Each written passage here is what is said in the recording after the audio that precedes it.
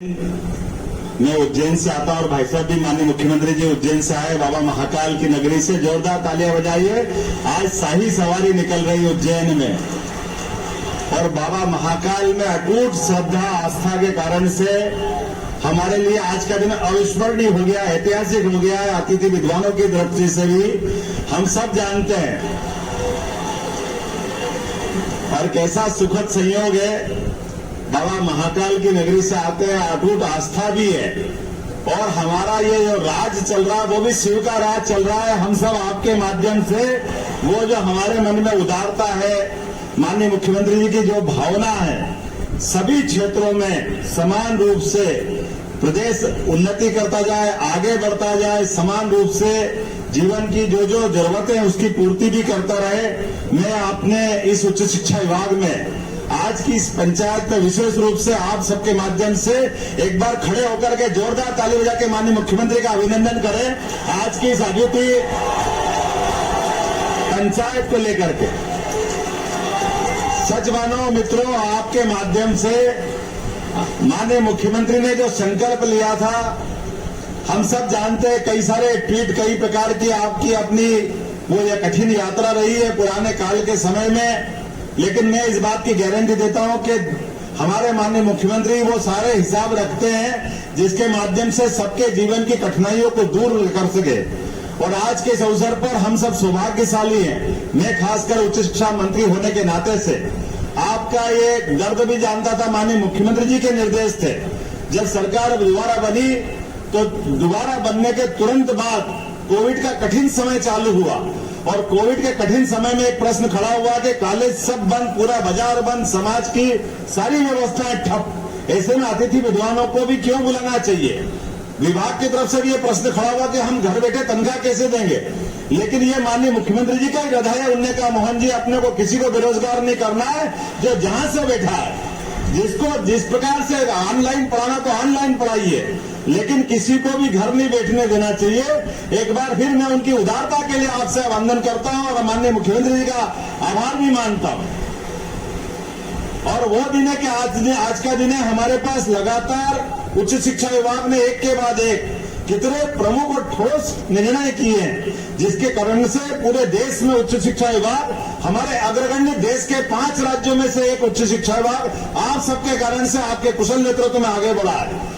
नई शिक्षा नीति के माध्यम से नंबर 1 की स्थिति में हम आए, जिनने सबसे पहले नई शिक्षा नीति माननीय नरेंद्र मोदी जी की सरकार द्वारा 2020 की जो हमारे सबके सामने ड्राफ्ट आया था, आज मॉडल राज्य के नाते से हमारा अपना प्रदेश आगे बढ़ा है। मुझे इस बात की प्रसन्नता है कि लगभग 10,000 प्राध्यापकों में से आधे की संख्या आपकी अपनी है, जिनके कारण से हमारा विभाग इस शिक्षा नीति को लागू कर पाया है।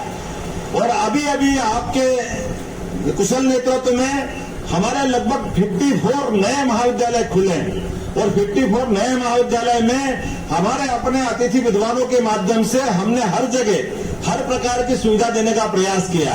मुझे इस बात की प्रसन्नता है, हमारे अतिथि विद्वानों ने कई बार अलग अलग प्रकार से ज्ञापन भी दिए, कहा भी है कि हमारे अपने लिए, ये खास करके अतिथि विद्वानों के लिए ये जो योग्यता न्यूनतम है वो सारी हासिल करते हैं, लेकिन इनके जो अपने कई प्रकार की आवश्यकता है, माननीय मुख्यमंत्री जी के सामने मैं आपके पक्ष की बात कहता हूं कि हमारे जो जितने अतिथि विद्वान है वो सारी योग्यता रखते हैं माननीय मुख्यमंत्री जी। तो आप ऐसा कुछ करिए जिसके माध्यम से इनके आने वाले समय में इनके द्वारा की गई इस विभाग में सेवा का भी हम ठीक से मूल्यांकन कर पाए। मुझे इस बात की प्रसन्नता है, आपकी उदारता के कारण से ये सारे यहाँ मौजूद है। इनके लिए जो वेतन है, उस वेतन की जो व्यवस्था है वो मानदेय भी बढ़ना चाहिए, ये भी डिमांड मैं आपसे करता हूं, ताकि अपने सम्मानजनक तरीके से अपना जो नाम है अतिथि विद्वान, वो अतिथि विद्वान की विद्वत्ता के नाते से एक सम्मानजनक तरीके से इनको वेतनमान भी मिलना चाहिए। एक कठिनाई इनके सामने ये भी है कि जब पीएचसी में जा रहे हैं, कई सारे लंबे समय से अपने अलग अलग आयु की मांग भी ये करते हैं, तो आयु सीमा भी बढ़ना चाहिए ताकि उसका लाभ भी मिले, ताकि पीएचसी में जब जाए तो आयु सीमा इनको अपने जो अभी 5 साल का ये कम पड़ती है, इसको भी बढ़ने की मैं आपसे मांग करता हूं। साथ ही साथ कोशिश करता हूं कि जनभागीदारी के माध्यम से भी जो अतिथि विद्वान है, ये जो फालन और आउट होने वाली संकट रहता है, इससे भी इनको मुक्ति मिलना चाहिए, ताकि ये अपने स्तर पर हमारे अपने हमारे अपने दायरे में।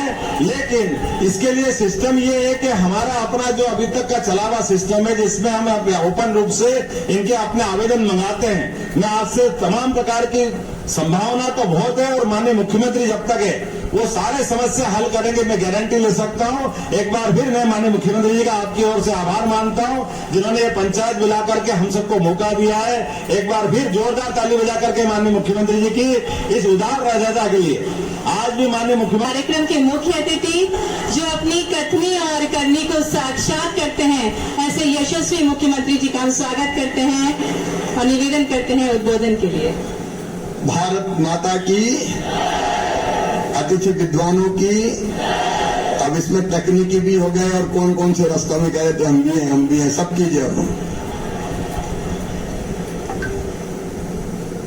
आज इस कार्यक्रम में हमारे बीच उपस्थित हमारे कर्मठ उच्च शिक्षा मंत्री डॉक्टर मोहन यादव जी, सामान्य वर्ग आयोग के हमारे अध्यक्ष श्री शिव कुमार चौबे जी, सुल्तान सिंह शेखावत जी, हमारे मध्य प्रदेश असंगठित शहरी ग्रामीण कर्मकार मंडल के अध्यक्ष रमेश चंद्र शर्मा जी, मध्य प्रदेश राज्य कर्मचारी कल्याण समिति के अध्यक्ष हमारे मनु श्रीवास्तव, केसी गुप्ता, देवराज जी, डॉक्टर विजय राजौरिया जी, श्रीमती नीमा जी, सुरजीत जी, बनवारी लाल जी, सुश्री रक्षारी दास जी, ऋषभ पटसेरिया जी, और मेरे सभी अतिथि विद्वान बहनों, भाइयों, भांजे, भांजियों। बड़ी देर भई नंदलाला।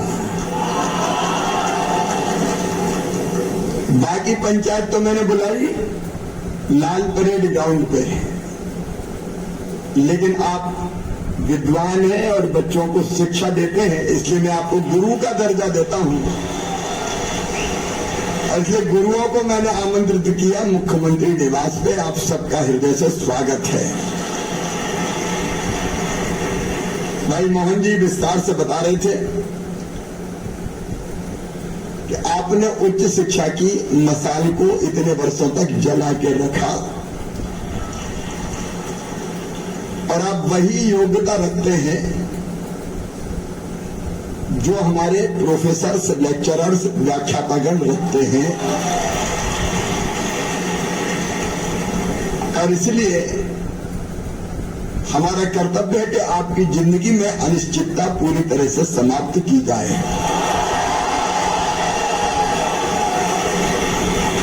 मैं जहां जहां गया, अतिथि विद्वान अलग अलग स्थानों पर मिले, और जब मिलते थे तो कुछ मेरी बहनें और बेटियां भावुक भी हो जाती थी। मैंने उनकी आंखों में आंसू भी देखे। एक जगह का नाम भूल गया जब मैं गया, काली भवन का शायद धार जिला था, मुझे एकदम याद नहीं आ रहा, जिला मुझे अभी ध्यान नहीं आ रहा, लेकिन एक कॉलेज के भवन का उद्घाटन करने गया तो मेरी दो बहनें जो अतिथि विद्वान थी उनने मिलने की कोशिश की। स्वाभाविक रूप से उत्कंठा होती, ज्ञापन कैसे भी पकड़ लो, ज्ञापन कैसे भी पकड़ लो। वो आई है क्या? आस्था में भी और एक जगह भी ये खड़ी है। शायद मैंने बड़े बाद में जब चाय पीने में प्रिंसिपल साहब के कमरे में गया तो इन दोनों को बुला के इनके सिर पे हाथ रखा था और उस दिन तय कर लिया था कि आंखों में आंसू नहीं रहने देंगे। और इसके कुछ फैसले आज हम कर रहे हैं। मैं बहुत लंबी चौड़ी बात नहीं करूंगा, सार की बात करें। एक तो सभी शासकीय महाविद्यालयों में कार्यरत अतिथि विद्वानों को अब कार्य दिवस के बजाय सीधे सीधे मासिक वेतन दिया जाएगा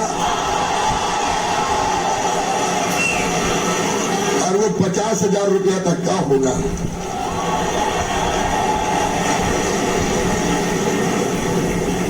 अच्छा, इसमें तकनीकी वाले भी शामिल माने अपने आप को।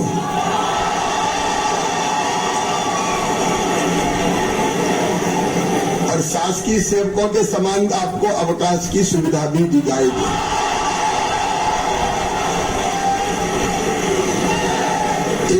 अकादमिक सत्र में अपने महाविद्यालय के स्थान पर आप जो चाहेंगे, आपके आसपास कोई महाविद्यालय होगा, वह स्थानांतरण की सुविधा भी दी जाएगी।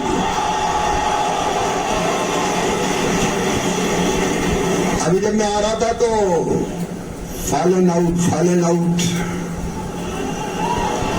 अभी फॉलन आउट जो है उनको भी इन किया जाएगा, उनको भी मौका देने का काम किया जाएगा। उनको फिर से आमंत्रण देंगे रिक्त पदों पर, लेकिन हमारी जिंदगी में और निश्चितता आए, इसलिए मुझे लगता है कुछ कदम और उठाना जरूरी है। आप जानते हैं यूसीजी के गाइडलाइन के कारण कुछ दिक्कतें हैं, लेकिन उसमें से भी हम रास्ता निकाल रहे हैं। एक तो अतिथि विद्वानों और व्याख्याताओं के लिए अभी ये व्यवस्था नहीं है। मैं पीएससी की परीक्षा में संशोधन करके 25% पद आरक्षित करूंगा।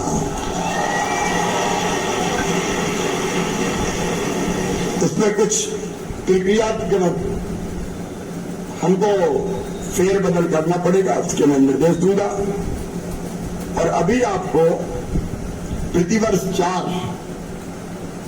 अधिकतम 20 इतने नंबर दिए जाते हैं ना अतिरिक्त, और पेपर टोटल होता है कितने का? 900 का होता है। और इसलिए ये थोड़ा कम लग रहा है मुझे। इसको बढ़ा के अधिकतम 10% अंक तक दिए जाएंगे, उसकी व्यवस्था हम बनाएंगे ताकि अधिकतम शामिल हो सके। और एक बात और कि अब कोई भी अतिथि विद्वान व्याख्याता जो लगातार पढ़ाने का काम कर रहा है उसको बाहर नहीं किया जाएगा।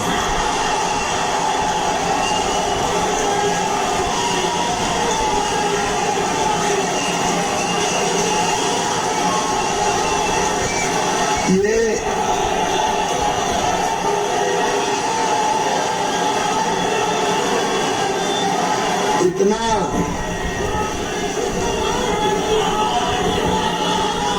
इतना बड़ा प्रदेश है हमारा, इतना बड़ा प्रदेश है हमारा, देश का दिल है मध्य प्रदेश।